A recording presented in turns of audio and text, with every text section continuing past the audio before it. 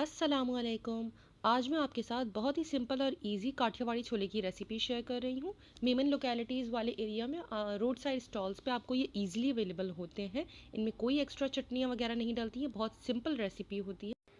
और अगर इसमें से पापड़ी और ब्रेड को हम रिमूव कर दिया जाए तो फिर ये डाइट के लिए भी बहुत ही अच्छी है। तो आइए शुरू करते हैं। सबसे पहले पैन में 4 से 5 गिलास पानी ले लें और इसमें अब मैं ये 2.5 कप उबले हुए चने ले रही हूँ। ये छोटे साइज़ के चने हैं जिन्हें मैंने ऑलरेडी बॉईल कर लिया है। छोले डालने के बाद इसमें हम डालेंगे बहुत ही छोटे क्यूब्स में कटे हुए 3 दरमियाने आलू। बेटर ऑप्शन ये है कि जिस पानी में आपने छोलों को बॉईल किया है उसमें एक्स्ट्रा पानी 2 से 3 कप रह जाए, उसी पानी में आप इसे बनाएं तो ज़्यादा फ्लेवर आता है। साथ ही इसमें शामिल कर दें आधे से 1 चाय का चम्मच भुना और पिसा ज़ीरा, 1 से 1.5 चाय के चम्मच के बराबर नमक या फिर हस्बे जायका, 1 चाय का चम्मच लाल मिर्च पाउडर, 1 चाय का चम्मच कुटी लाल मिर्च, आधा चाय का चम्मच हल्दी पाउडर। तमाम चीज़ों को बहुत अच्छी तरह से मिक्स कर दें और इन्हें ढककर हल्की आंच पर इतनी देर कुक करें कि आलू बहुत अच्छी तरह से गल जाए।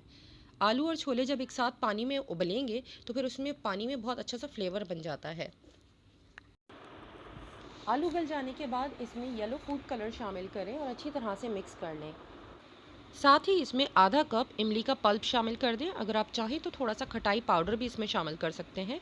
अच्छी तरह से मिक्स करने के बाद एक बाउल में 2 टेबल स्पून कॉर्नफ्लावर लेकर मैंने इसे पानी के साथ घोल लिया है और अब वो भी मैंने इस छोलों में मुसलसल चमचा चलाते हुए इसे कुक कर लें।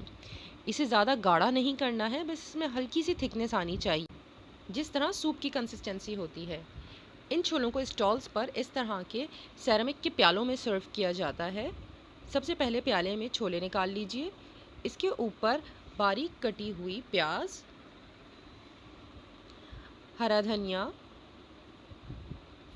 कुटी हुई लाल मिर्चें और चाट मसाला स्प्रिंकल करें। ये छोले ब्रेड के साथ सर्व किए जाते हैं, जो कड़क ब्रेड या पाव ब्रेड कहलाती है।